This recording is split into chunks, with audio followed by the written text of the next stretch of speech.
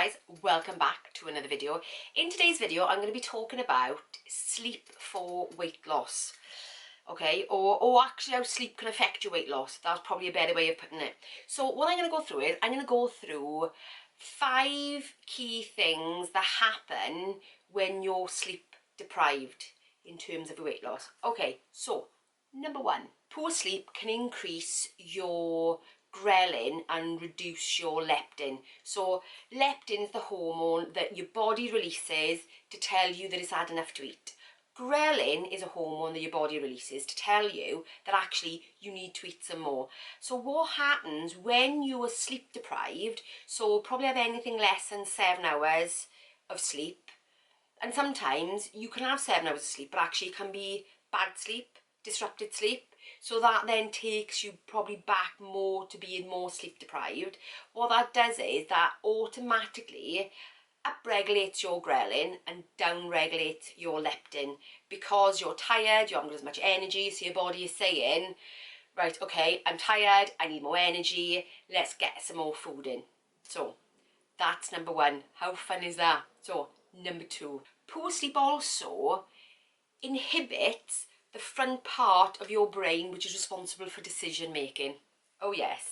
So if you thought that hormone was bad enough on your system, coursing through you, your brain telling you to eat more, your frontal lobe, which is responsible for those decisions, is also slightly impaired the next day, which means that you will make poorer decisions about your food the next day based on the physiological changes in your body. So it's not just that leptin and ghrelin, your decision centre becomes a bit more impaired, and also the reward centre in your brain, which makes you happy when you do something, is heightened when you then make that poor choice. So that means you're eating food that is higher in calories, higher in fat, higher in sugar. It then sends out a big reward to you to say, yes, well done for boosting your calories today because we need that energy. Don't get me wrong, it's a very natural response because back in caveman days we would have needed to have that drive to find food when we were hungry. We would have needed that drive to eat higher calorie things because actually it was meant to make us survive.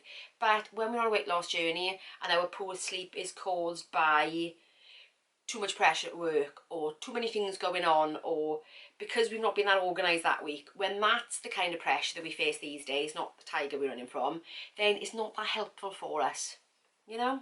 Okay, number 3. Poor sleep can also increase your calories the next day by as much as 22%. They did a bit of a study into people who were getting around 4-5 hours of actual sleep, and they found that their calorie intake on average went up by 22% the next day.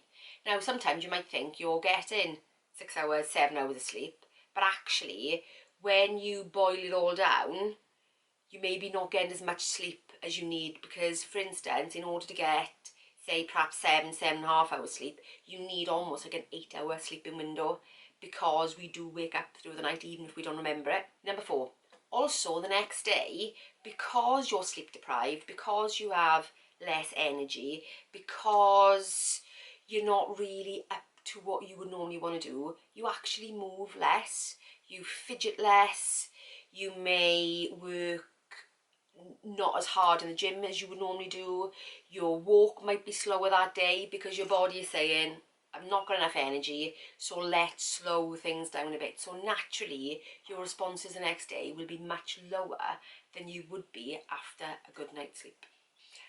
Number 5, and this one blew my mind. Okay, so the next day, after having a poor night's sleep, your body can actually become insulin resistant. So, for instance, if you went to a doctor's and they checked your blood sugars, you could actually look like you are pre-diabetic for that day. I mean, it does adjust. As soon as you have a good night's sleep, then that adjusts. But the next day you could be pre-diabetic, which means then that actually you've got more sugar in the system, which releases more insulin into your system, which means that because you're not moving as much and you're not doing as much, and you haven't got the cells open to receive that sugar, that actually you can actually store more fat. Your body will convert that excess sugar into fat for storage, because what your body is saying is, okay, I didn't sleep well, I need energy, so therefore anything that I do take in, I'm going to store it as fat because I may need it for future times like this when I'm sleep deprived or when there's not enough food around. So it's a very, very normal thing for your body to do, but something that we're not particularly aware of. So just have a think about it. Poor night's sleep, next day you could be insulin resistant. So before I go on to some tips for getting better sleep, there's one thing that I wanna talk about really about sleep. The reason we sleep is because, I mean, they don't fully understand why we sleep and the benefits of our body to do it. But what they do know is that when we go to sleep, our body goes into cleanup mode. It starts getting rid of all the dead cells that it doesn't need. It goes into repairing our body. It goes into sorting our thoughts out. There's so many benefits, and if you've noticed, if you've ever had a virus or you've been unwell, then you're more tired and your sleep increases, because the body knows that the best way to combat any infection is to sleep, because of the repair that it does on your body while you are sleeping. And I think that mainly happens in those deep levels of sleep. So that's why sleep is so important for us, and that is why getting enough sleep can help us with weight loss, because it helps to process those extra sugars, it helps to process all those dead cells. It goes through a process what they call autophagy, which means that it's the body's way of eating up all the stuff that you no longer need and getting rid of it. So that's why sleep is really important to us. So let's get on to 6 or 7 tips for better sleep. So the first one I want to talk about is trying not to eat within 3 hours of going to bed. There's some good scientific research behind this to show that actually when you're sleeping, like I said, your body goes into a cleanup mode. So what it really needs is to be able to go into that mode as fast and efficiently as possible. But if you've eaten within 3 hours of bed, your digestion is still happening, because most food takes about 2 to 3 hours to digest. And if you've eaten fatty meal, it can take up to as long as 4 to 5 hours to digest it. So try and keep your evening meals a little bit lighter on fats, because it takes longer to digest, and try not to eat within 3 hours of bed, because when your body is digesting, you then don't go into the kind of level of sleep that you need in order for your body to start cleaning itself up. It waits for the digestion to happen first and then starts that. So if you're having, say, 7 hours of sleep, but 2 hours of that is taken up by continuing to digest food, then you've only actually got 5 hours of sleep where your body's actually repairing itself. So be a little bit mindful about when you're eating before bed. Keeping a constant daily sleep routine, and that means getting up and going to bed at the same time every day, whether it's weekday or weekend. I know you're looking at me and going, but I like to have a lie-in on the weekend. It's interesting, they actually call that social jet lag. So you get the same kind of effect on your body as you would if you travel to a different time zone. Let me tell you why.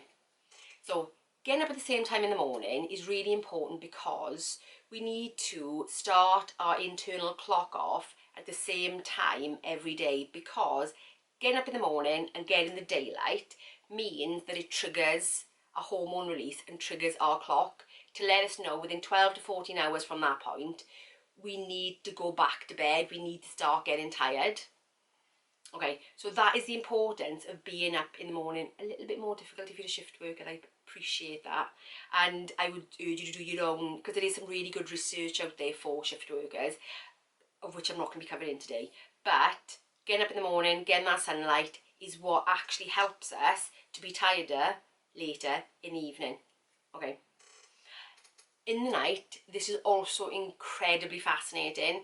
As it starts to get darker, our body then releases melatonin, which means it will give us a more restful night's sleep. So if you're not keeping in the same cycle, then that's when our sleep become disrupted. And that's why they say actually in the evening, try and have as fewer lights on as possible. That's why they talk about not having devices on within an hour of bedtime, because that emulates daylight, because there's a lot of blue light and daylight has a lot of blue light. So our brain then thinks actually we're not in the night, we're actually in the morning. So it actually stops the release of the melatonin, which means that we can have more disrupted night sleep.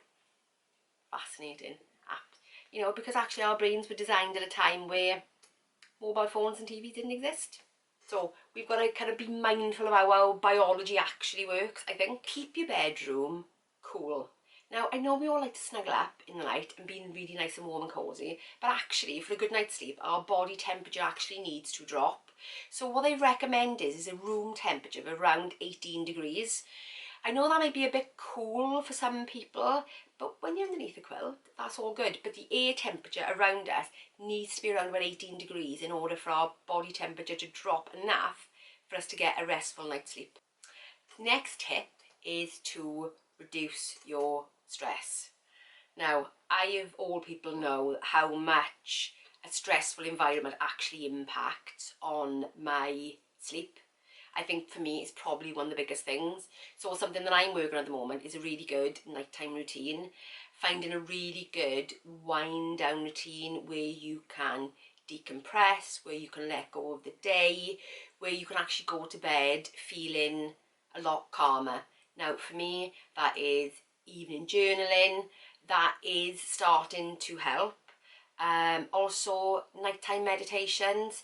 I mean, I use the Calm app. This is not affiliated in any way, but I use the Calm app, and even on the Calm app they have a meditation. In fact, I used it last night, where it's called Back to Sleep. So if you wake up in the middle of the night, you can actually play this meditation, and it helps to bring your thought patterns down to send you back off to sleep. And I did it last night, and it actually did work. I was really quite surprised it actually worked.